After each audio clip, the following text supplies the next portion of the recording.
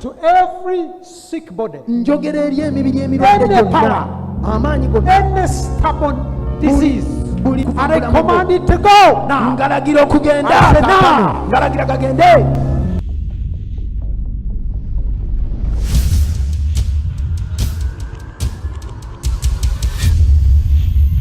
Your miracle is about to be back. Ekyamagero kyo kye kiseera kizaalibwe.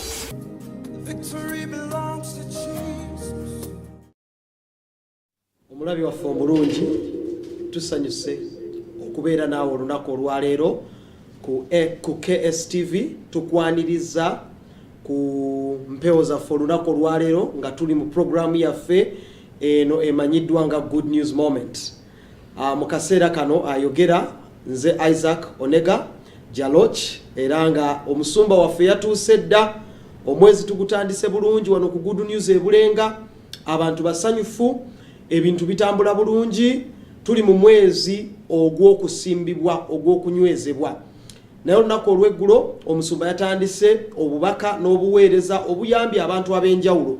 Tugenze tuwulidde obujulizi, obubaka mu buweereza, messages zituuse. Mwebale nnyo, mwebalire ddala. Era mu kaseera kano omusumba waffe, omusumba Solomon Mwesige, naye katwongereyo mu maaso. Musumba tusanyusa okulaba ssebo. Amina. Weebale okubeera ng'otuwa omukisa ogw'amaanyi. Weewaawo.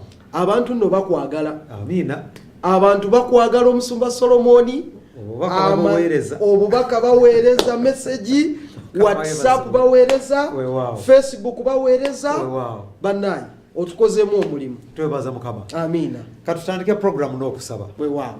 Baako gw'ogamba nti program ku KSTV. Yes. Good News Moment etandise. Weewaawo. Lunch hour yaffe katukkirize Mukama okukola obulungi. Father, we come to you in the name of Jesus. Yes. We thank you for this moment.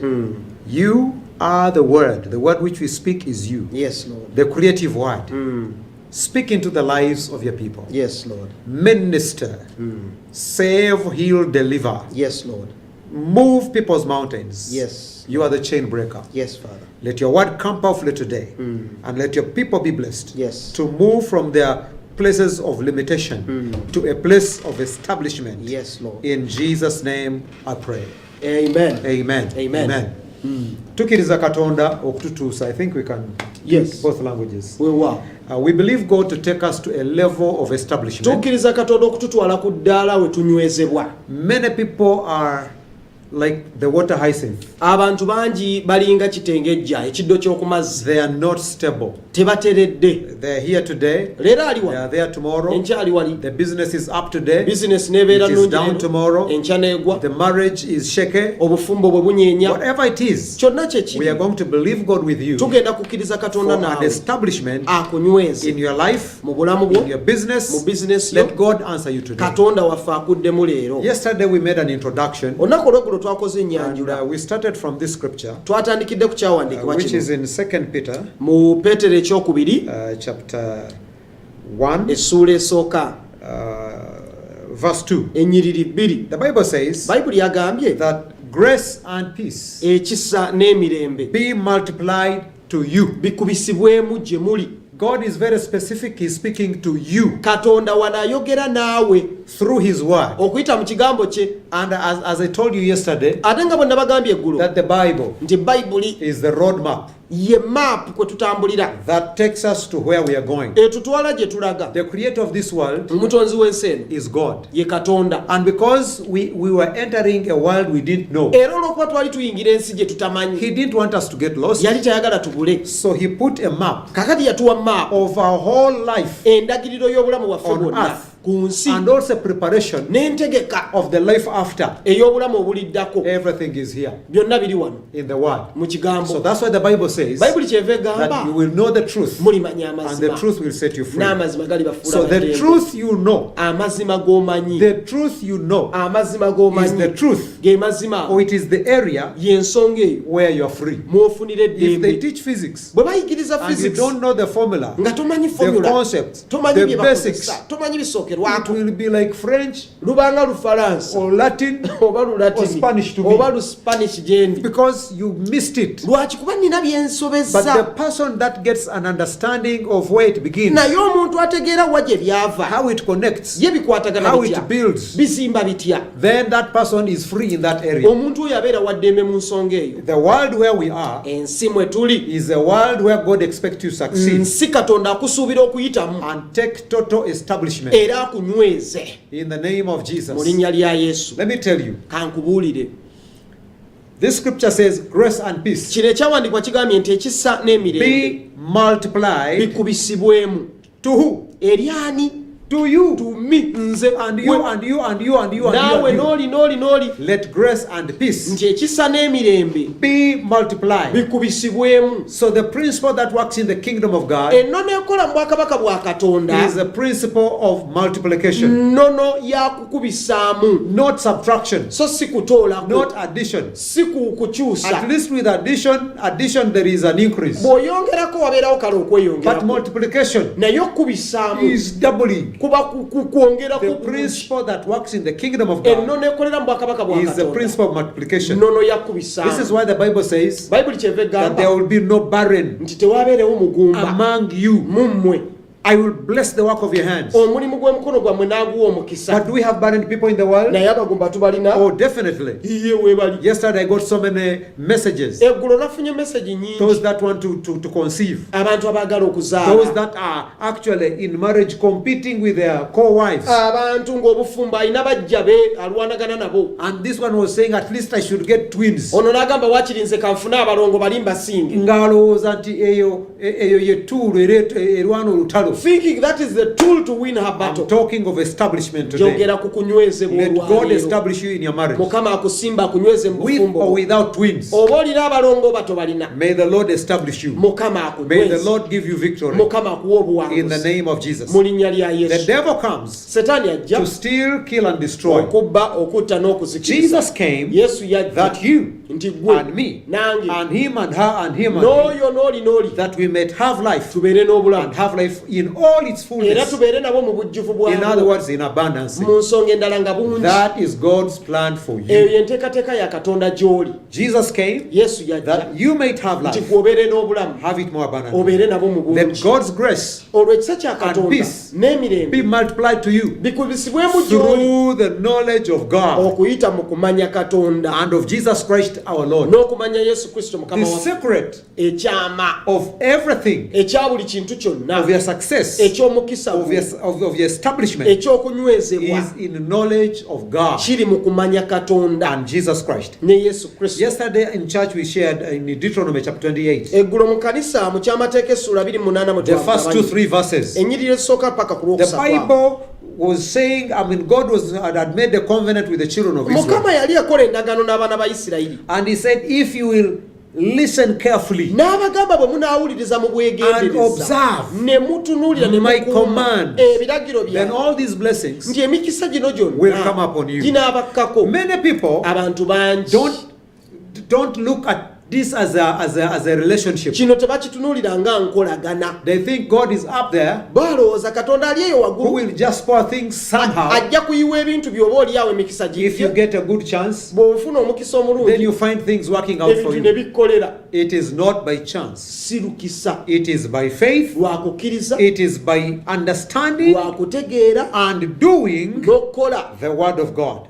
kigambo kya So this is katonda why yensonga I lwaki want to encourage you as believers. njagala abakkiriza mbazzeemu Please amaanyi read your Bibles. soma bayibuli yo Read God's word. soma ekigambo kya Study katonda the word Yiga of God. ekigambo kya These katonda days we have more gifts of the Holy Spirit that have been released. ennaku zino ebirabo eby'omwoyo mutukuvu bingi ebisumuluddwa gye tuli And so many people will rather go for a simple prophetic word. naye abantu bangi ye ayagala bamuwe ekigambo ky'obunnabbi Mukama ngamba kikati. what does the lord speak Kiki to me Mukama now? kiki kyolaba kati. Lord, Mukama what do you kijanga- see now? Kati ekigambo kye yawandiika The word that he wrote down, ng'ate kye kigayidinga byonna. yet it's what guides everything. Abasinga obungi ne taagana kitunulira. Most of us don't want to look at Olunaku it. olwaleero But today, nkusaba I request waakiri olunaku at least a day. soma essuula nga In bbiri a day, read at least 2 chapters. mpola mpola Slowly. soma ekigambo kya katonda Read the word of kigenda kuyamba. It will help you. So this grace and peace can only be multiplied kino ekisa n'emirembe bijja kukubisibwamu mu nsonga on eyo condition kakwakulizo that you know Christ nti ekisooka omanyi Kristo and God the Father. ne Katonda Kitaffe. How do you know them?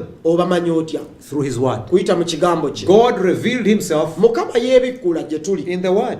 ayita mu kigambo. Everything He wants us to know about Him, Buli kyayagala tumumanyeeko, His nature, enkula ye, His character, empisa ye, His values, ebintu bye byayagala, the do's and the don'ts, byakkiriza ne His byatakkiriza, promises, byasuubiza, everything is written in the buli Word. kimu yakiwandika mu kigambo. So study the Word of God. Kati ge kigambo kya And this Katonda. is why on our TV, Yensonga lwaki ku TV we yaffe have special moments tulina ebiseera where we ebyenjawulo nga bring bino. nothing but the Word of God. Tetulina kira kye tukola wabula tukuwa kigambo kya And this Word Katonda. of God Kino ekigambo kya has Katonda power. kirina amaanyi Unlimited power. agataliiko It's koma, like a hammer, nyondo, it's like an axe, eringa it's mbazi, like a fire eringa muliro which will enter oguyingira and meet every need ne gusinkana buli kyetaago and kyonna knock into pieces ne gukubaakuba ne every guwewentula problem that has been stubborn buli in your kizibu life. ekibadde ekyeddalu mu bulamu bwo. Jesus came Yesu that yajja you may have life obeere n'obulamu and have it more era abundantly. obeere nabo mu bungi. May God's peace, Ekisa kya may Katonda, God's grace emirembe gya Katonda n'ekisa be kye multiplied to you. bikubisibwemu May you start seeing the principle of multiplication in your otandike life. okulaba ennono y'okukubisaamu mu bulamu bwo. The Bible says in verse 3, Mu nnyiriri 3 Bayibuli egambye according as His divine power okusinziira ku maanyi ge ag'obwa has Katonda given unto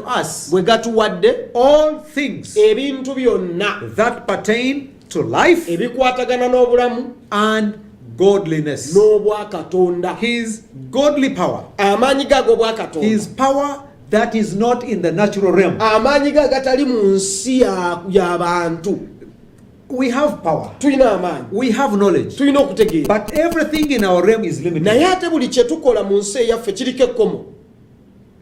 In fighting, Bw'oba olwana, if you fight this guy Joshua that has been whipping everybody these days, bw'ona olwana ne Joshua abadde akuba buli omu ennaku zino, then you are in trouble. You don't have a chance. mitawaana zikusanze. Olaba yakuba bakristo abo abasajja baali, If we could defeat the Klitschkos, because they were using their height. kubanga bo bakozesanga buwanvu bwabwe, Oba ogenda kutuuka ateekayo omukono, you are about to arrive, he will block you with the hand. toyinawo oyitanga omukono muwanvu gukoma He eri, has a very long hand. so he would frustrate everybody. Kati buli omu ng'amumalako emirembe. But this guy Joshua, Naye Joshua, you see, but also Joshua now naye ne Joshua is limited. aliko He ekkomo, can only handle what he can handle. kyakwata mu ngalo kyasobola. Divine power means unlimited Naye power. amaanyi ag'obwa Katonda gategeeza tegaliko kkomo. In knowledge we are limited, Mu magezi tulina ekkomo, but divine power naye ate mu bwa Katonda is amaanyi in the realm of God. gali mu nsi ya bwa So the Bible Katonda. says Bayibuli His negamba divine power amaanyi ge ag'obwa has Katonda given to us gatuwadde ffe all things, ebintu byonna. Wow!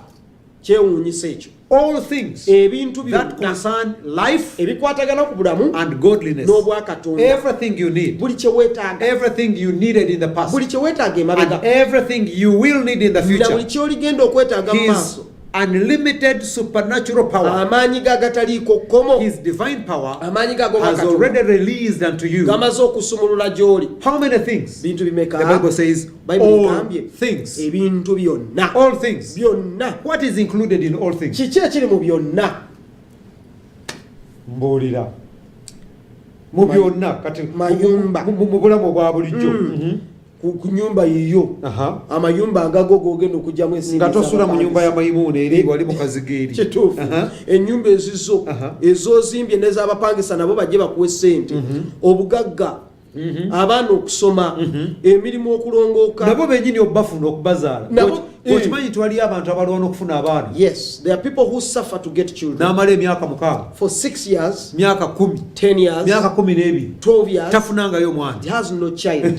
Naye nga nti amaanyi ge But his divine ag'obwa power, Katonda his divine gamaze power dda okutuwa has byonna. already given us all things. So bwe gamala obituwa tubijjayo lwa kukkiriza. So we receive these things by faith. Nga tumaze okukkiriza ekigambo kya Katonda, After believing the word of then ne God, tusikayo ebyaffe then we receive nga tukkiriziganya n'ekigambo kya in Katonda. agreement with the word of God. Aha, biki ebirala bye tufuna? Ebirala bye tufuna, okutambula ensi. N'otambulako N'ogenda ensi. n'otambula, n'ogenda n'okola ku ssente bweru w'e Uganda, n'ogenda n'owummulako naawe, N'olambula ebifo ebirungi. n'olambula amawanga amalungi, n'olambula ebifo ebirungi. Nze kankubuulire, as you interpret. Yes. Maybe let me put it in English. Kakize mu Luzungu. I was in a place called Green Bay in Wisconsin. nali mu kifo ekiyitibwa Green Bay, Wisconsin. That is like a state in America. Eryo ssaza lya America. I had read of snow. Nali nasoma ku sino. Oh, God omuzira. will make your sins, He will remove your sins, and He will make you as white as Nti snow. Mukama alijjawo ebibi byo era n'akulongoosa n'obeera mweru ng'omuzira. We used to talk about snow, and you totally have no concept what snow is like. Nga twogera ku muzira nga simanyi na muzira kye kigufaanana. So after church, bwe mmala ekkanisa ku olwo, after preaching, bwe mmala they okubuulira, took me to a good restaurant ne to eat. bantwala mu restaurant ennungi ndi So ekyemisana. as I was eating, Mba ndya I saw what they call snowflakes. ne ndaba obutundutundu obwo bw'omuzira They were coming down. nga bugwa. Appetizing as the food was, Emmere mu buwoomi bwayo n'appetite nga bwe nali I njirina. was so excited to see snow for the first time. Nensanyuka okulaba omuzira omulundi gwange I ogusoose. moved, Nintambula. left the food, Emmere n'engireka. went on the window, Ne ngenda ku ddinisa and they were coming. nga bugwa. They would drop on the Ne window bugwa ku ddinisa and melt. ne busaanuka. More were coming. Obulala ne bujja They hit the ne ground. bugwa ku ddinisa the ku ground. ttaka wansi They melt. ne busaanuka. And then Pastor John came to me. Omusumba John n'ajja gye He ndi. said, Pastor, your food is getting N'agamba cold. musumba emmere ye He ewola. didn't know, because to him it was common, usual. Ye omuzira badde agulaba bulijjo si kipya gyali. And snowflakes is little. It's not actually real snow. It is like the first thing that comes before buno the real snow comes. obusooka buba butono buwewuka nga busanyusa omuzira And then busooka. busaanuka. And then they melt. Because the temperature was not that cold for the snow to hit the ground and pile up. Kubanga embeera y'obudde yali tendaba kukwata nnyo kunnyogoga omuzira okuno okwekuuma. But it is this low. Naye nga buzze wansi. And I said, I have never seen Ne snow. mugamba sirabanga ku muzira I have gulamu preached gwange about gwonna snow. gwonna. Mbuulidde ku muzira I have gw'Abazungu. sung about snow. Ne nnyimba ku muzira But I have gw'Abazungu. never seen snow. Naye guno mbadde sigulabangako. He said, can we move the table Nangamba emmeeza yo tugikyuse ssebo. so that you can sit on the window, Tuula ku ddinisa. eat as you watch the snow? Olya emmere yo nga bw'onyumirwa omuzira I ng'olaba. liked it. Banne ne nnyumirwa. And then I went to another town. Nengera mu kibuga ekirala. They call it the Upper Peninsula. Ekyo ekibuga kiri mu nsi mu bitundu ebyowaggulu mu Near mambuka Canada. g'ensi. Kumpi ne Canada awo. Near Lake Superior. Kumpi n'ennyanja ya Superior. We came Ne tujja. at 3 in the morning. Saawa 9 obw'ekiro. Because we were driving from very far from a conference. Kuba tulina olukuŋŋaana gye twali tuva tuvuze budde bwa kiro. We had had lunch on a lake. Twali No, a river. ekyemisana twakiriira ku mabbali ga mugga. River Macnau. Mugga Macnau. The Macnau River. Awo On a boat. tuli ku lyato. We need all these things. Bannaye ebintu bino byonna tubyetaaga. Put it aside. When the Bible says all things, Bayibuli bwegamba ebintu bino so we sit on a boat. kake nawe n'otuula ku ne The tutuula boat ku is lyato. moving. Eryato litambula. We are seated. Ffe tutudde. We are eating good food. Tulya ku mmere ennungi. You see all the buildings on Tulaba the ebizimbe. river banks. Mabbali g'omugga. You see, N'otunuulira kino na kiri. and you're also in this world. Noga nawe ndi mu nsi mwendi. And there are some people that are collecting garbage for food. Naye waliwo abanoonya kasasiro gwe bagenda okulya There are ng'emmere. those that are collecting leftovers of charcoal that has been thrown somewhere. Waliwo abanoonya olusennyente lw'amanda lwe bagenda okufumbisa olwaleero. May the Lord change your story Mukama today. akyuse emboozi So we y'olwaleero. reach at 3 in the morning. Tutuuka ku ssaawa 9 ez'ekiro. I went and slept. Nengera ne ndebaka. Because we slept late, Olw'okuba twebaka leeti. I woke up late, Nazuukuka leeti. around 9 or 10. Ssaawa nga 3 ssaawa 4 awo. I looked through the window Ntunula mu ddinisa bweti. and the whole place was white. Ng'ekifo kyonna ensi njeru. And before yesterday, by 3 in the morning, Naye eggulo ssaawa 9 we twajjidde. there was nothing. Nga tewaliwo kiriwo. The whole place. Kaakati nkomawo okutunula. You look at the trees, Otunuulira emiti. all the leaves, Ebikoola. they have become white. Byonna You byeru. cannot see anything Tolina ky'olaba. apart from white. Okuggyako obweru. And then it settled in me Olwo munze ne nkitegeera. that when the Bible says as white as snow, Bayibuli bwegamba nti obweru your sins ng'omuzira. will be Nti forgiven ebibi byammwe and you will be binaasonyiwa. as white. N'obeera mweru. I said indeed, Nenga mbutu. because you could not see anything Kuba else sirina kirala kye nali ndaba. apart from white. Okuggyako obweru.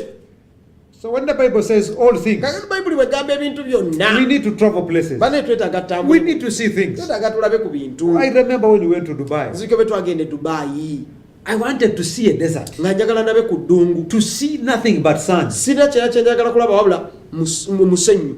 kino ne kindeetera okwewuunya. And I wondered about Bano this. abasima ogwaffe mu Lake Victoria These people who are taking our sand from Lake ne Victoria, badisorganizing ebyennyanja we bizaalira, disorganizing our breeding ground for ne the fish, badisorganizing environment yaffe. disorganizing our environment. Omusenyu nga mungi. There is a lot of sand. E China tewali musenyu. Don't they have sand in China? They have oceans. Balina And amayanja. on every beach, Era ku buli lubalama lwa you find nnyanja nothing but sand. tolina kirala kiriko kujja Must they come and collect our sand from balina Africa? kutwala gwaffe ogwa wano mu Afirika From Lake Victoria? ogwa Victoria na Lubaale. What is happening? Kiki ekitutuuseeko? This is why I love traveling, Yensonga lwaki nyumirwa okutambulako. which you talked about. Kye That God kyogeddeko. will give us all things. Katonda akuwa ebintu byonna. You can see as far as your eyes can see. Amaaso go gye gakoma okulaba. Even when you're flying, Ne bw'oba ng'oli mu nnyonyi eyo. when you're flying from, you're crossing Oh, on Sarah. top of Egypt and all these places, waggulu wa Misiri ne zino ensi eziri awo. all you see is sand. Ky'olengera mu And the ssenyu. only buildings you see Obuzimbe where people bw'olengerako have settled we abantu we bali is on the Nile River, on the Nile ku bank. mabbali g'omugga. But ku the Nile. rest, you don't see anything. Naye awasigadde tolina ky'olaba. But these people are coming to collect our sand from here. Naye malaba bazze wano batwala musenyu gwaffe. Bazimbye emmeri bazitadde mu Lake Victoria. They are building ships and putting them in Lake Victoria. Nti basenda musenyu. Taking sand, Omu China, a Chinese. singa abadde muna Uganda, If it was a Ugandan, oli bw'ayonoona ensi yaffe, if someone messes up our country, ye addayo ewaabwe. for him he travels back to his Kati ate country. ffe tulagawa. Where do we go? Bakuwa visa, Do they give you a visa? Nedda. obeerayo. Do you stay there? Visa bakusaba n'ekyapa kya ploti yo ey'omu ggulu. Visa, they will ask for your heavenly plot of land, the title. Naye bo wano misinde bajjanga we baagala. But quickly they enter the country the way they Bannange want. ba-investor. Oh, investors. Ba-investor ba-investinga mu kutwala musenyu. Are they investing in taking sand? Anyway, ebyo si bye bindeese. That's not why I'm here. Naye gwe ontutteyo. Oh, why?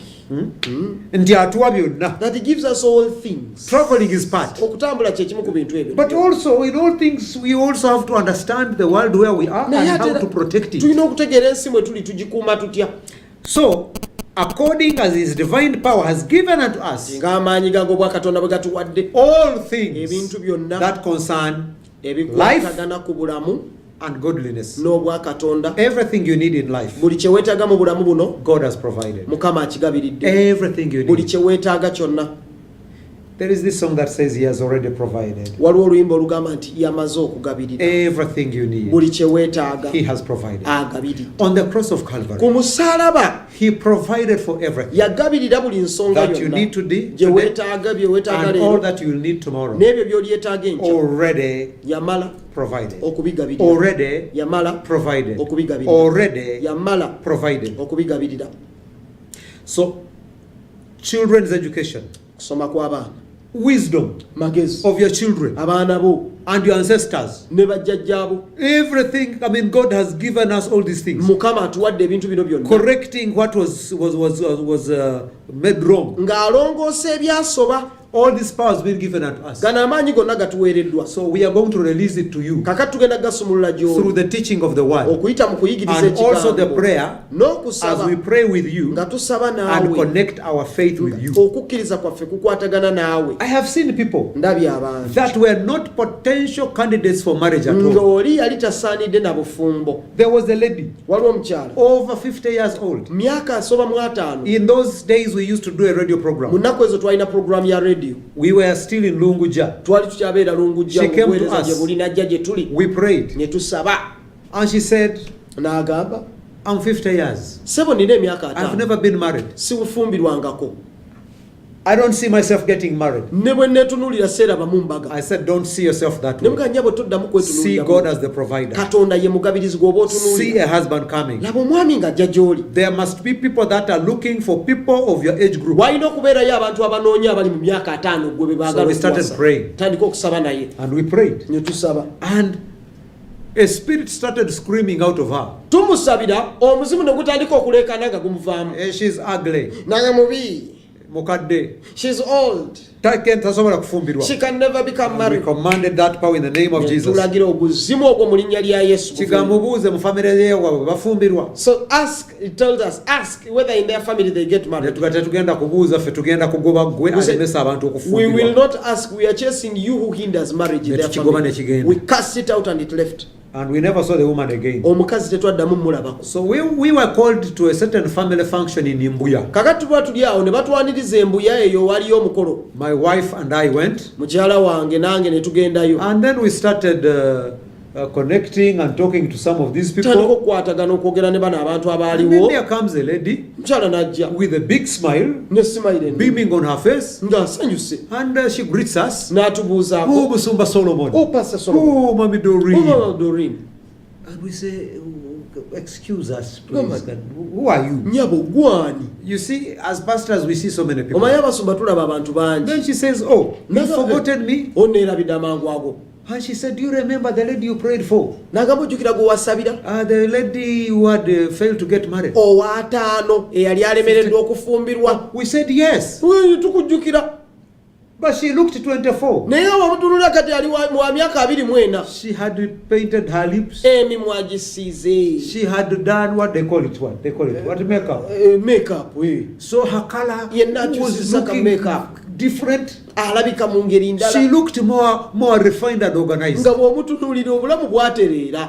Now, Kaakati she tells us n'atugamba that somebody came from America. nti waliwo Omumerika eyajja gy'ali He was looking for a lady ng'anoonya mukazi who has not been married abadde tafumbiddwa in a long time, mu bbanga eddene so that this person can be trusted. nti amwesige. The lady that may want to totally settle. Omukyala ayagala okutereera And he looked for an older woman. ng'anoonya mukyala mukulu He had his children. ng'amusajja alina abaana be, The house was set. ennyumba weeri, Everything is okay. buli kimu weekiri, But this person wanted somebody that is naye ayagala mukazi mukulu mukulu to establish her. gw'aba abeera naye. They went quickly for their wedding. Mangu embaga neeyanguwa Took her into a very good house. n'amuyingiza amaka amalungi. And she was now well provided for. Owaataano ng'alina amulabirira amugabirira. Era abantu abasinga obungi mukadde wa bizibu. Most people grow old because of problems. Ngamba gwe okadde wa bizibu. You grow old. Mukama n'akuviirayo. But if the Lord blesses you N'olya bulungi. and you eat well N'onywa bulungi. and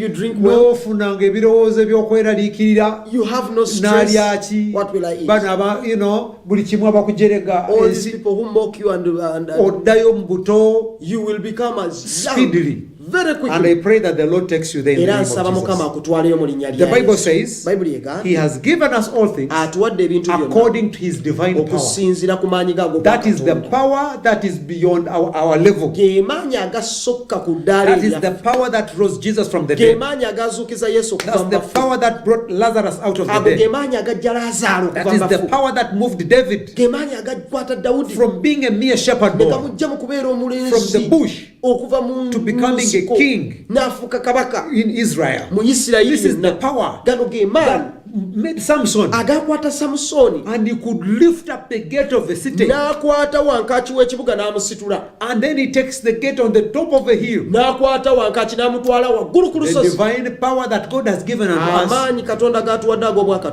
can meet every need that you have. gasobola okusinkana buli kyetaago He can ky'olina. provide for you. Asobola He can okugabirira. fight your battles. Asobola okulwana entalo He zo. can put you on top of your enemies. Asobola okukuteeka ku ntikko He y'abalabe can bo. make you stronger than your enemies. Asobola okuwanguza abalabe bo. I believe the power of God Nzikiriza nti amaanyi is ga present Katonda today weegali to olwaleero minister unto you, okuweereza to gy'oli, meet every need okusinkana buli kyetaago according to His divine power. okusinziira ku maanyi ga Katonda His divine ag'obwakatonda. power has been revealed unto us. Amaanyi ge agamala byonna gabikkuddwa gye And you tuli. can only know how it works Ojja kugategeera when you get to know His word. bw'oyiga ekigambo kya Katonda. Let this power Gano amaanyi be evident, gabeere nga be galaba, active gakole in the name of mu Jesus linnya lya in Yesu your life. mu bulamu bwo, Whatever problem. buli kizibu. And as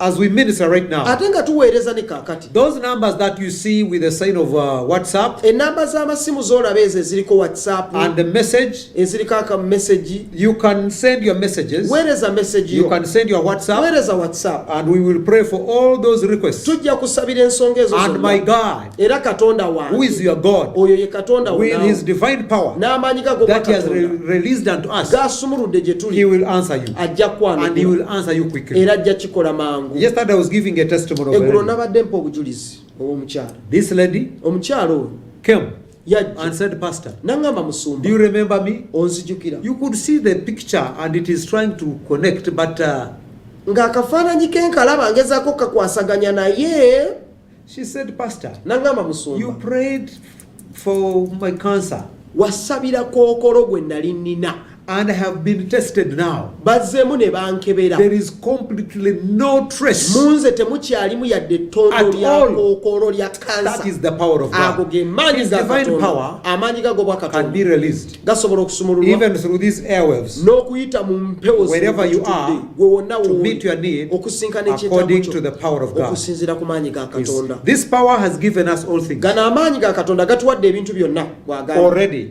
byonna gaamala otuwa So the things you don't have, kati by'otolina you can receive. okyasobola obifuna In this ministry, mu buweereza buno we've seen God do things. tulabe katonda ng'akola ebintu Because we know eby'amaanyi. His word. kubanga tumanye ekigambo We kye know His promises. tumanye ebisuubizo bye We've seen His provision. tulabye obugabirizi bwe He has raised us up. atuyimusizza He has fought our battles. alwanye entalo He zaffe has provided. atugabiridde He's the same God. ye katonda Let Him y'omu fight for you. akulwanire The naawe promises He omukkiriza. gave here ebisuubizo by'atuwa are wano not specifically just for us. si byaffe ffekka They are abaweereza for all of you. wabula by'abantu mwenna You can receive in the name of naawe Jesus. ali awo osobola You obifuna can mu receive linnya in the lya name Yesu of naawe Jesus. osobola obifuna mu linnya lya Yesu So, He n'olwekyo has given us things concerning life agambye nti atuwadde ebintu byonna ebikwatagana ku bulamu and godliness, n'obwakatonda also through nti era the okuyita knowledge of Him that has called us to glory and power. mu kumumanya oyo atuyitidde ekitiibwa n'amaanyi. What are some of the things that God has given us for running a godly, powerful life? biki ebimu ku bintu katonda byatuwadde ebyokubeera mu bulamu obwa katonda Do obw'amaanyi? you have any idea? What can we do spiritually? biki bye tusobola okukola mu mwoyo? Because He has already given unto us. kubanga gano amaanyi agatuwadde tugoba emizimu obwo buyinza. Oli n'akuloga, Yes, oli n'agigoba. ono oli n'akuloga gwe nojja gwe n'ogigoba ne givaawo ne gigenda. Oba oli n'akuloga emizimu nga tegisobola kukwata ne gigamba ewooyo tetusobola gendayo kubanga oyo muliro. Amina. muliro. Amina. Abalala endwadde ez'amaka endwadde ensikire n'otuuka mu maka nga bonna balina obulwadde bwe bumu. Gano ge maanyi agakuggyako endwadde ezifaanana bwe zityo. Abalala ebizibu ebitategeerekeka nti gwe ewammwe oba mu kitundu mwoli mwobeera waliwo ebizibu ebibakwata mwenna ababeera mu katundu ako muloota ebirooto ebifaananagana bwe biti mufiira ku myaka mito oba temufumbirwa mufiirwa abaana bammwe mu kaseera bwe kati kati amaanyi ag'obwakatonda ge gakutula ebyo ge gabijjawo. And God has already provided it. Ago Mukama amaze okugagabirira. So everything we need Buli kye twetaaga to succeed in this world, okuyitamu mu nsi eno God has already provided. Mukama amaze obituwa. So message ezo These messages musobola okutandika oziweereza. you can start I sending really want the to pray messages. with you today. Njagala nsabe nammwe I want to pray with you. njagala nsabe I want to naawe join my faith with you. njagala ngatte okukkiriza So kwange those two naawe. last numbers, Enamba ezo the one ezisembayo for WhatsApp eza WhatsApp that ends up with 224 eyesembyayo and the one 224 for messaging, n'ennamba ya message which is 373. eya MTN yesembyayo 373. So send messages there, weereza message WhatsApp yawe messages. eza WhatsApp. We will pray with you, tugenda kusaba naawe and God is going to answer you. era Mukama agenda And for kwanjula. those of you Era mmwe that have been praying with us, ababadde basaba and naffe God has been answering nga you, Mukama abaanukula I ask you please nkusaba baana send testimonies. weereza obujulizi Send testimonies in the weereza name of obujulizi Jesus. mu linnya lya Yesu. Let's read verse 4, Katusome olunya olwokuna where we will stop today, we tujja okukoma and leero then we'll start getting your calls. awo tandika okukwata amasimu You will be free to call the studio lines, layini za studio ojja zikubako and then we will pray with you. era tusabe naawe You will tell us what your name is, tubuulira erinnya lyo where you're calling from, otubuulira wa gy'oli and what the problem is, era kizibu ki and ky'olina then we will pray with ne you. tusaba naawe. Verse 4, Olunya olwokuna the Bible says, whereby nti awo we have been given unto us nti tuweereddwa exceeding ekisukka great eky'amaanyi and precious promises. nga bye bisuubizo eby'omuwendo, What has been given unto us nti ebituweereddwa Katonda are promises, bisuubizo, but the description of these promises naye are ebisuubizo bino atandika obinnyonnyola they are exceedingly great nti bisukkulumye mu maanyi and they are precious, ate bya muwendo, meaning kitegeeza there is value. birina omuwendo ogw'enjawulo. Gold is precious. Zaabu wa muwendo, It can be exchanged for money. osobola okukwata zaabu n'omuwanyisa ne And bakuwa big money. sente ate nga The nnyingi. blood of Jesus is precious Omusaayi gwa Yesu gwa muwendo, because it can take away every curse and bring every blessing that is kubanga there. gwe gujjawo ebikolibo byonna ate ne gukuwa omukisa The gwonna. Bible says that the promises we have received Bayibuli neegamba ebisuubizo bye are tufunye exceedingly great mu ngeri ey'enjawulo bisukkulumye okuba and they eby'amaanyi are precious. ate bya And the muwendo. Bible goes on to say Era n'agenda maaso that n'agamba by these promises nti mu bino ebisuubizo you may be able to be shareholders or partakers of the divine nature. mwe musobole okugabanira wamu enkula y'obwakatonda. So you can participate Kati nawe osobola okwenyigiramu in the God kind of nature mu nkula ey'obwakatonda if you understand what the promises of God mean. otegeera ebisuubizo bya Mukama kye bitegeeza, Having escaped corruption nti oluvannyuma lw'okuwona that is in the world ekiri mu nsi through lust. okuyita mu kwaka, So we've been given kaakati ne tuweebwa exceedingly great ebisukkuluma mu maanyi and precious promises. nga bye bisuubizo God eby'omuwendo. has given you promises, Mukama akuwadde and His ebisuubizo, promises ate ebisuubizo are bye written in His word. biri mu kigambo kye. You can say it with me. Say all the promises of God Kyogere nange nti ebisuubizo bya Katonda that byonna are written in His word ebiwandiikiddwa mu kigambo are kye exceedingly great. by'amaanyi They are nnyo precious, ate bya muwendo, but they are for me. wabula They byange are mine. byange. God gave these promises to you. Katonda ebisuubizo bino yabiwa ggwe. Let me make a few statements on these promises. Kakati kanjogere ku bisuubizo bino nabyo.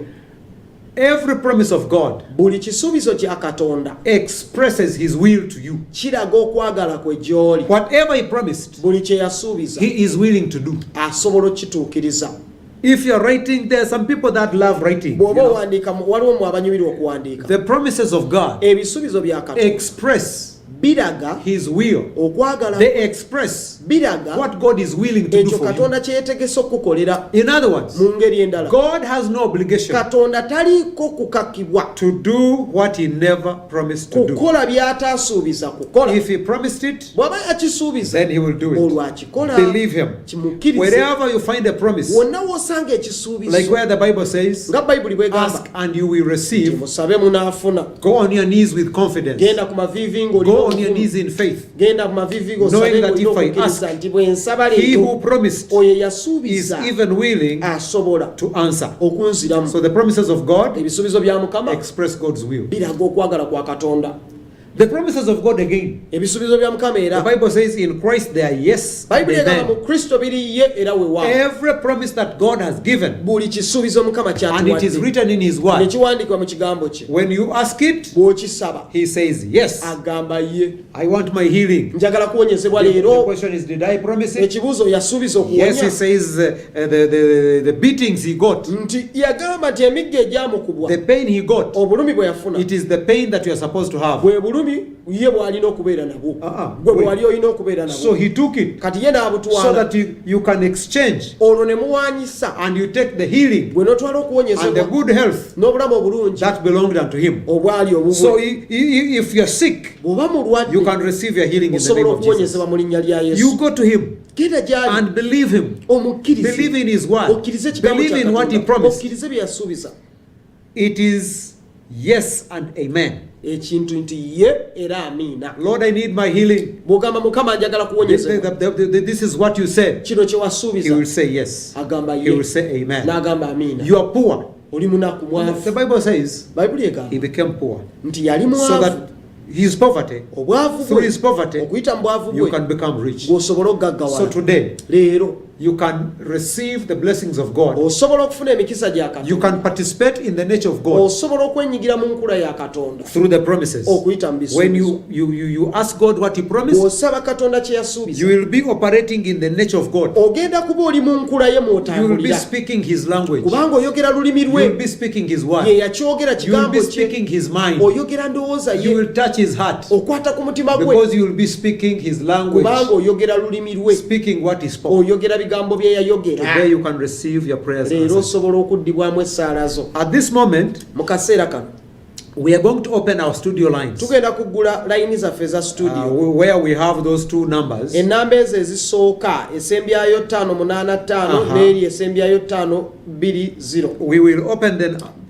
We will open them up. Ennamba ezo tuziggudde. If you have a prayer request, Bw'oba olina ekyokusabira kyonna, feel free to call. wulira eddembe okukuba essimu. We will receive your call Tugenda kufuna essimu yo, and we will pray with you. tugenda kusaba naawe. Feel free to call. Wulira eddembe okukuba. These lines are there for you, Ezo layini zammwe and we are here to minister to naffe you. tuzze tuweereze The gye muli. miracles that we've seen God do elsewhere, Ebyamagero bye tulabye Katonda ng'akola ewalala let yonna them be yonna, done to you today. bikolebwe gy'oli naawe In the leero, name of mu Jesus. linnya lya Yesu. I will begin with the messages that we are receiving right now, Kantandike n'obubaka bwe tufunye kati, and then I will also be reading the WhatsApp messages that are coming. era n'obubaka bwa WhatsApp ngenda kuba mbusoma wano. And feel free to also call if you want us to pray with Wulira you. eddembe naawe okuba essimu bw'oba oyagala tusabe naawe.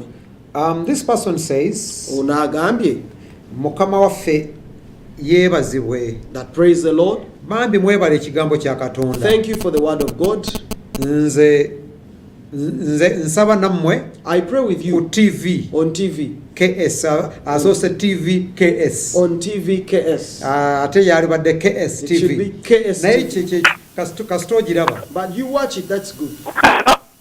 Hello? Hello? Tukuwulira? Oyo ndowooza akyalwana network ekyalwana. Ono aga nti bambi nsaba kunsabirako nina Pray for me. ekinnuma. I have a problem. Hello? Hello? Kale naawe gyebaleko. Amiina. Ani? Okay. Kiki ekikusumbula?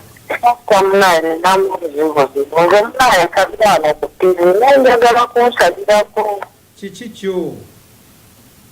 Obuzibu bwenina ebintu byange pasita yonna biggwawo, nempola sente zange tebagala kunsasula, buli nempulira nga mutufu nsabisibwa, nkole ntya?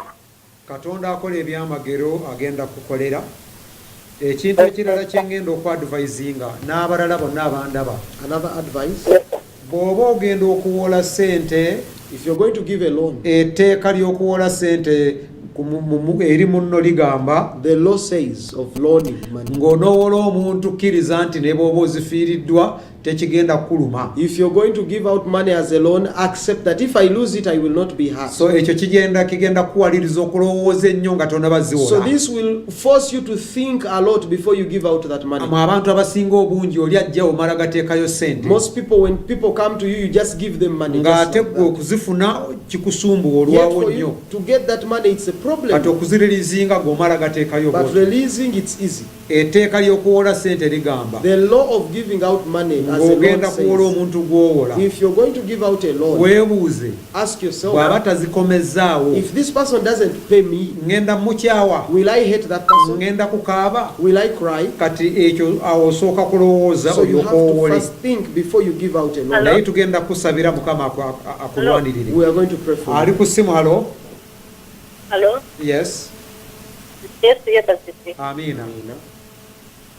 Nyabale kuweereza. Amiina. Manya Yogera. Ndagewanyita. Oli kumpewo yogera. Okosha Susan. Eki? Amanya Ndagewanyita Susan. Bakuyita Susan. Susan, tukusabire tutya? Manya Ndagewanyita. Ebigambo ebirala yongerako ku ddoboozi tukuwulire. musabira nange nfune omulimu mbonyaabonye n'abaana nze maama nze taata obonaabona saba musabireko ofunye omulimu mukama akwe n'omulimu. Susan tugenda kukusabira Susan, we are going to pray for you. katonda akugabirire The Lord to provide for osobole you, okwebeezaawo n'ezadde to eryo. sustain yourself and your family. Mukama yabazibwe. Praise the Lord. Kati ono ye yabadde asaba kumusabira kuba alina ebimuluma mu mubiri gwonna. Ye Saara Musoke emakindye. Okay. Ye Saara Musoke emakindye tugenda kusabira ebikuluma biveewo. A message musobola oziweereza bw'okuba essimu n'owulira nga kuba abantu bakubira wamu bangi oluusi ne zijaminga osobola okuweereza message. Hello? Oli ku mpewo? Hello? Alo, Hello? nze ndi Saalongo. Weewaawo Saalongo. Nze njagala babuuze mwe abasudde abasabira abantu. Weewaawo. Nga biseera bizibu temulina bizibu mmwe mwamalayo. Gw'olina fuso etikka ebintu okuva ebalalo bitwala Kampala yokwogabembe osabira abantu gye wamalayo. Byayogedde sibiwulidde. Naye katugende mu maaso ne message ze tufunye. Ono agambye bw'ati ng'abala bwe mukuba. Hello. Hello? Musoma nsaba kunsabirako mbonya okubonaabona. Oyo okubonaabona wange. Kiki ekikusumbuwa? Okay, oyo tugenda musabira okuwona. Hello? Hello. Yes? Hello. Hello? Hello. Tukuwulira? TV givi. Oyagala kwewuula ate Kati mbadde njagala kubona buzibu TV. Hello. tukuwulira. Kati bannange bw'oba oyagala okukuba essimu, If you want to call, volume gigjeeko. mute your TVs. Oyagala kwewulira You want to hear yourself, ate nga bwe weeraba at the same time. and then you also want to watch yourself. Eno tuba tukuwulira. We hear you. Naye bw'oteeka. Hello. Yes, hello? Hello. Hello? Hello. Tukuwulira. Hello. Hello? Tukuwulira nnyabo. Hello. Hello? TV gigjeeko. TV gigjeeko. Mbadde ngamba. Hello. Yogera tukuwulira. Mbadde ngamba. Yes, tukuwulira nnyabo. Ntibeerako n'obujulizi ku TV. TV jakuva. Ndowooza batuwa omulala tugezezaako maama naye biganye okuwulira. Kituufu. Ono yagambye pray for me dear thanks. Nsabira bambi weebale. Ono ye tataddeeko linnya naye tagenda kumusabira. No name. Nsemba. Hello? Nsemba. Hello? Hello. Hello, tukuwulira. Mbadde nsaba kunsabirako ndi ku bizinesi yange naye bakasitoma tebajja palisa. Oyagala mukama aleetera kasitoma. Gwani? Tugenda kukusabira mukama. Hello? Yes, hello? Musumba mukama webaze. Amiina. Mbadde mbeebaza nnyo okunsabira olugalo bambi nali ndumiza enkinika naye mbakubira ne munsabira kati zaawonye. Mukama yeebazibwe nnyo. Kirungi. Amiina. Amiina nnyo. Amiina. Ono agambye nti hi pastor, I'm Elijah Joseph from Entebbe. Pray for me to get a salary increment. Nsabira banyongeza omusaala. Elijah from Entebbe tugenda kusabira mukama kwa omusaala bagwongeze. Waliwo gwe mpulira ku gundi naye ono agambye it's me Jessica from Nansana. Jessica, I want to get a new job njagala kufuna mulimu and mupya also to go back to school. n'okudda ku ssomero. Amen. Nawe Jessica tugenda kusabira. We are going to pray for you. Masimu go tunaatera okugajjako tujja gawayo eddakiika 3 nga bwe tusoma ne message. Ono agambye bw'ati. Another one. Yes, hello? Ali ku simu, hello? Hello? Yakyagaanye ndowooza ayagala kwewulira. Stevie yo ogijjako volume. Mute your TVs. Awo volume. osobola okuba n'oyitamu bulungi ne tukuwulira bulungi. Then you can call and we will hear you. Perfect. Programu eno eddibwamu This program has a repeat ssaawa 3. at 9. So osobola okwewulira ku TV 9 p.m. noddamu n'oweewulira. Then you will hear. Hello? Yes, hello. Hello? Yes. Hello? Tukuwulira. Yogera. Hello? Yes. Yes, please. How are you, sir? Well, I'm fine, and you, sir? How are you, sir? Doing good, and you?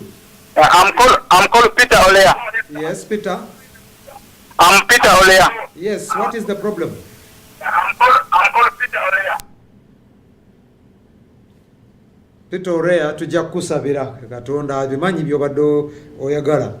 Ono agambye, hello pastor, I'm Talemwa Francis from Gayaza. Musumba nze Talemwa okuva e Gayaza. I want to pray for me to get a good job. Njagala onsabire nfune omulimu omulungi. Talemwa tugenda kukusabira We are going to pray for you. from Gayaza. Okuva e Gayaza. Ono agambye nti divine connections to go and to work. Please pray for me. Kwagala Stephen. Stephen ayagala genda kukola. Ayagala connections naye nga za bwakatonda nga Mukama akikoze. Ono agambye bw'ati. This is Kawoya Nathali. Pastor, pray for me Musumba to get nsabira. customers. My business is not going well. Business tetambula bulungi. Abamu mu business abooluganda mukola business naye nga Some of you have businesses. mwagala Mukama abawe omukisa naye nga ate ekisookerwako Mukama mulina okuyiga okumuwa ekimu eky'ekkumi. You want a blessing, but number one, you have to learn how to tithe. Mu kyaki yo kiteekeyo In your church, give a tithe. ekimu eky'ekkumi. mbadde nsaba kunsabirako Weewaawo mbonye musoma mbona wanyange njagala kukolako ng'abalala mu mirembe Naawe oyagala ofuneko emirembe ng'abalala. abantu ndire ekyokulya n'ekyokulya kyennyini ekigaana. Tugenda kusabira mu linnya lya Yesu. We are going to pray for you in the name of Katonda Jesus. akola ebyamagero agenda kukolera. The miracle working God will bless you. Kati naawe Kawooya Nathali Nathali also, yiga ekintu kye bayita ekimu eky'ekkumi learn how to mu tithe. kyaki mw'obeera kiweeyo. Give your tithe in the church. N'obuweereza nga buno oba kusabira, you can sow your seed. N'obuweereza nga buno osobola okusigamu ensigo yo. Era ezo ennamba bakolaga nti for prayers oba supporting God's work, you can give that money. Ennamba z'essimu ezo osobola okuyisaako mobile money Era ne okuwagira Mukama omulimu ajja gwa kukuwomesa. Katonda. And the Lord will bless you. Onaga nti praise God pastor. Says Mukama yeebazibwe musumba. Ninyesiga Osiria Nze Osiria ninyesiga from Mbarara. okuva e Mbarara. Bambi, pray for me to get tuition Sabira course. kufuna tuition I've been kubanga struggling so badde hard, mbonaabona nnyo but it has all been in vain. naye byonna nga temuli Thank you, kivaayo. pastor. Weebale musumba. May God bless you. Mukama akuwa omukisa. Era tugenda kusabira. We are going to pray for you. Kansomeyoko a few WhatsApp messages, WhatsApp then entonotono. tutandika okusaba. Then we start praying. Ono agambye bw'ati. This is what this one is saying. Thanks, Pastor Amubyaruhanga. Weebale musumba nze bya Ruhanga. I started my website car rental services, Natandika company yange ey'okupangisa amamotoka. but pray for me. Nsabira. I need a RAV4 to use. Neetaagayo RAV4 gye ngenda okukozesa mu business. Byaruhanga, we're going to pray for you Bya Ruhanga tugenda kusabira. that the Lord can provide. Mukama akugabirire. Kati ate essimu bannange zino ezisembayo ono gye mugezaako okukuba eno ya message. Now this one you're trying to call it for messages only. Ezisooka ebbiri The first two ezo z'omuzikube. you can call them. Okay. Kati ono agamba bw'ati. This one says, Yes, ali ku ssimu gwe mpulira. Hello? Hello? Yes, hello. Yogera tukuwulira.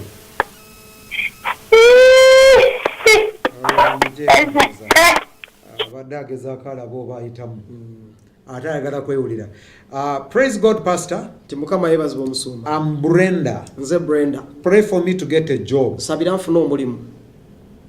And again, Era Pastor, I'm Brenda. Pray for me. era nsabira. My boyfriend doesn't like me, Tanjagala. and I want him to love me. Naye njagala njagale. Please pray for me. Nsabira. Kati zino essimu ndaba mukube eno Hello? okujjako tonyiiga. Hello? Hello? Hello? oyo avuddeko kale esimu bannange mukube zino ezisookerwako zino. Hello? Yes, hello. Hello? Yes. Hello? Yes, tukuwulira, we can hear you. Yes, this is Peter there. Yes, Peter. Hello? Yes. Hello? Peter, This is yeah. reduce the volume of your Yes, TV. please. I'm Peter there. Yes, Peter Lea. Speak. Yes. I'm requesting you to pray for me. Yes. I'm requesting you pray for me. Okay, Peter, we are Yeah, going, because me this day the work which I doing the salary is very small. the salary is very small. Okay. We are going to pray that the Lord can provide bigger money, bigger salary for you. Okay, Peter Alea, we are going to pray. This one says, my name is Monique Ruaheru. nti amannya gange nze Monique Ruaheru I need wisdom, knowledge, and understanding, neetaaga amagezi and the okutegeera grace to forgive someone that hurt me deeply. n'ekisa okusonyiwa eyankosa obubi. So esimu ndooza egenda okusembayo tulyoke tusibeko amasimu waliwo gyempulira ali ku simu gamba nti halo. Okay, ono agambye hi pastor. nti Musumba Gyebale Ono ate yaweereza both WhatsApp ne message. Eno message tubadde tumaze ogifuna. we had finished getting Ono that. agambye Hello? yes, hello. Hello? Yes. Oyaganye. Praise be to the Lord Nti Jesus Mukama Christ. yeebazibwe, Thank you for the work of the Almighty God you are weebale doing. olw'omulimu gwa Katonda gw'okola Please pray for me in Nsabira this season mu biseera bino to get a permanent miracle. okufuna ekyamagere Jehovah ky'enkalakkalira. God, Katonda oyo thank you weebale, and God bless you. Mukama akuwa omukisa. Kati ono tugenda musabira esimu abalala ate bakuba zino ezisembayo eza message. Kankwate kansome message emu Let me read tulyoke one message tutandika okusaba. and then we start praying. Ono agambye bw'ati, Someone says, praise God pastor, Kama yeebaza Omusumba, I'm Samuel. nze Samuel, Please pray for me to get this job I applied for. nsabira nfune omulimu guno gwe ndasabye. Thank you.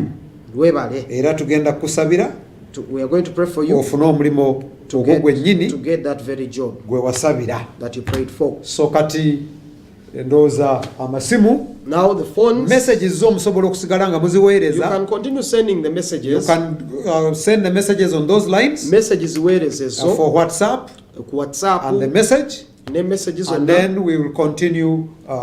Era We'll continue praying for them Tujja kweyongera even okubasabira when we are off air. n'abo abatenga tuvuddeko ku mpewo. So let us start praying. Kakati katutandike But okusaba before we pray, naye nga tetunnasaba. encourage the faith. Kakati ekintu ky'okusaba kikkiriza okusaba kwaffe, essaala yaffe ekwatagana naawe.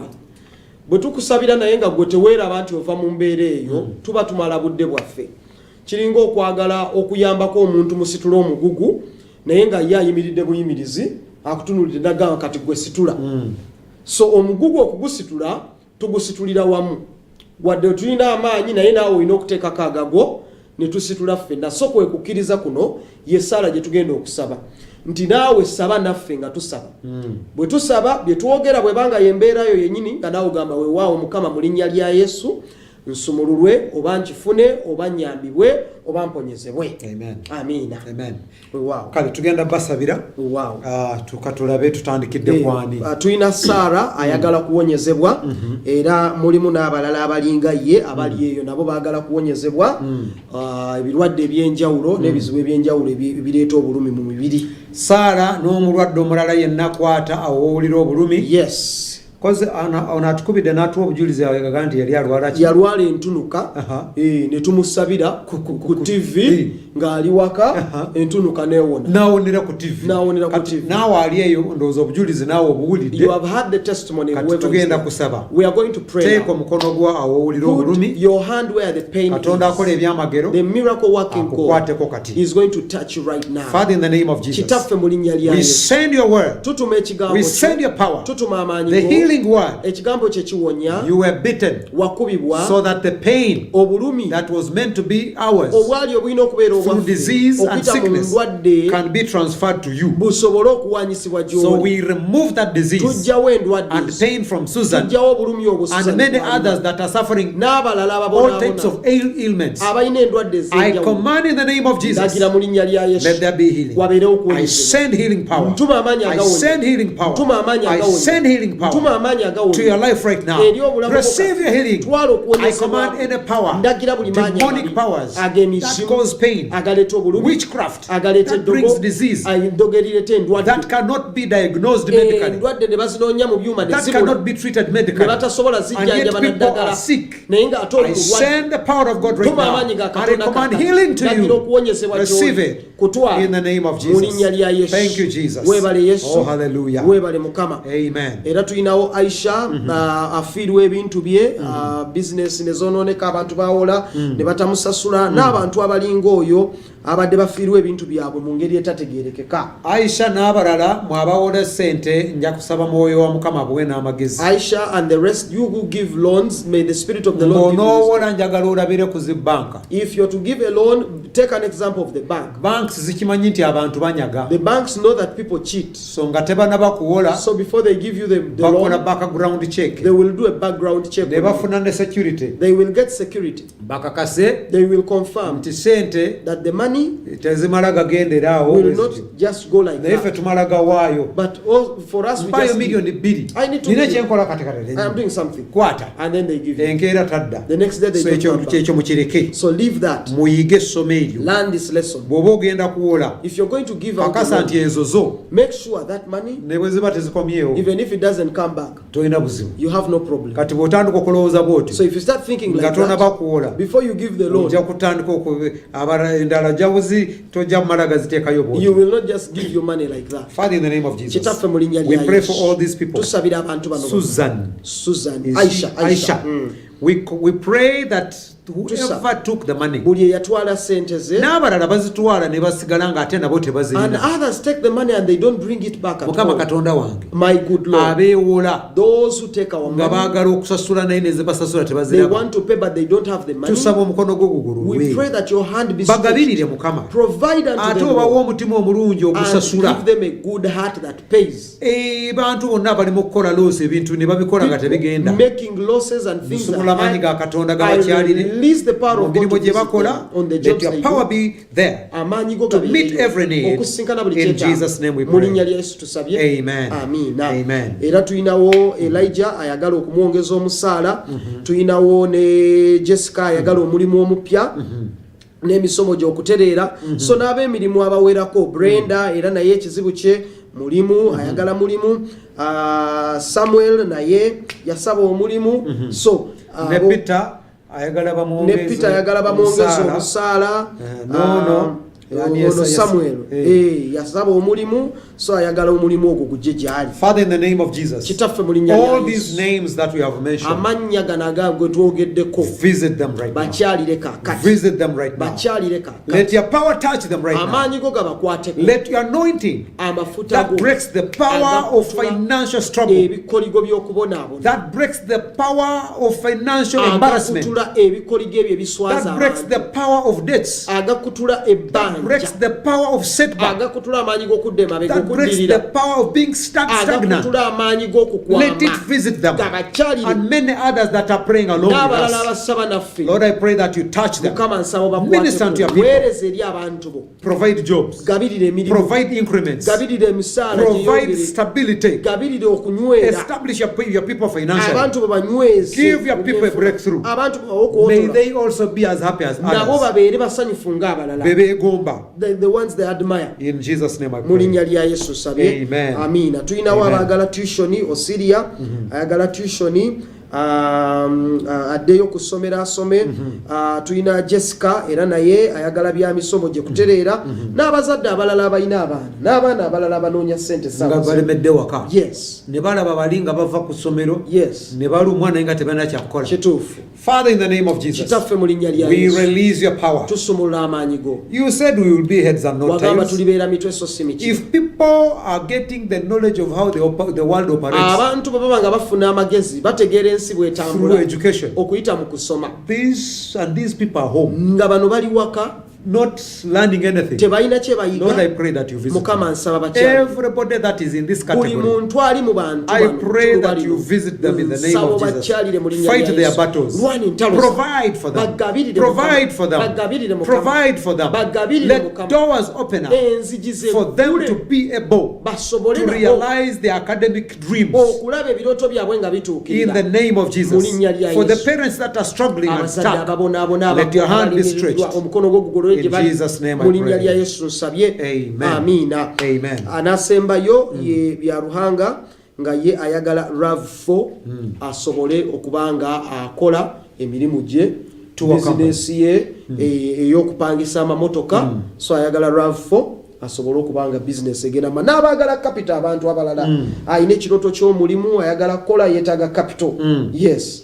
Father, in the name of Jesus, Kitaffe mu linnya lya Yesu, we join faith tugatta okukkiriza with the Byaruhanga ne bya Ruhanga and all our viewers n'abatulabi that are baffe trying to bonna establish businesses, abagezaako okukola bizinesi and zaabwe. maybe they know what they want to do. Obuulyawo bamanyi ne bye But baagala they don't okukola, have the money. naye nga sente Others tebazirina. don't even have the Abalala knowledge n'amagezi on tebagalina. how they do the business they want to do. Batambula batya, bakola bitya bye baagala okukola. And others, like Peter, is very specific. He wants a RAV4. Abalala nga Peter nga bya Ruhanga Bya ayagala Ruhanga. RAV4. I pray that you provide. Nsaba obagabirire. Jehovah Jireh, Katonda you oba are the provider. agabirira. Open windows Gula ebituli of heaven eby'eggulu, and pour a blessing. yiwa omukisa. Open doors. Gula enzigi. Bring the right connection. Leeta abantu abatuufu Those that want to travel abaagala okutambula and amawanga, get connections and be able to do work okusobola okukola emirimu in other countries. mu nsi ez'enjawulo. Lord, open windows Mukama baggulire and ebituli doors for them emikisa and bless gye your bali. people abundantly. Abantu bwe bawa omukisa Lord, I omulungi. want to thank you for today. Njagala okwebaza Mukama Bless leero. our viewers. Abantu baffe For abalabi bawa whatever need omukisa. they have, buli kyetaago kye fight balina for them. balwanire, Minister unto them. weereza gye bali, Change their stories. kyusa In ebibakwatako. Jesus' name we Mu linnya pray. lya Yesu tusabye. Amen. Amiina. Amen. Amiina.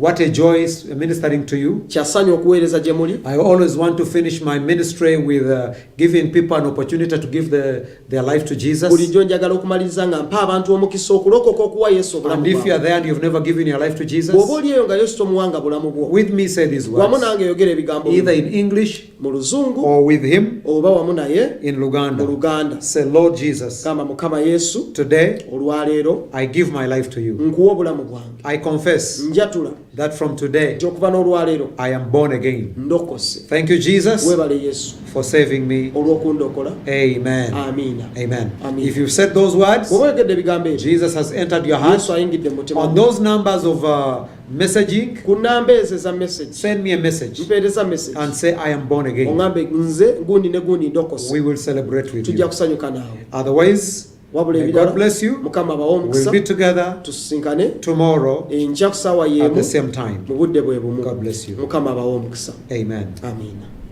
nangirira okuwonyezebwa eri buli mulwadde mu I declare kaseera. healing on every sick person.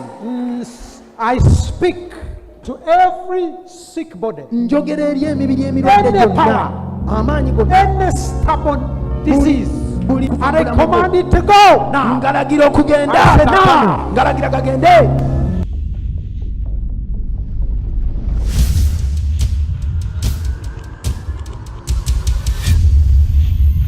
Your miracle is about to be back. Ekyamagero kyo kye kiseera kizaalibwe.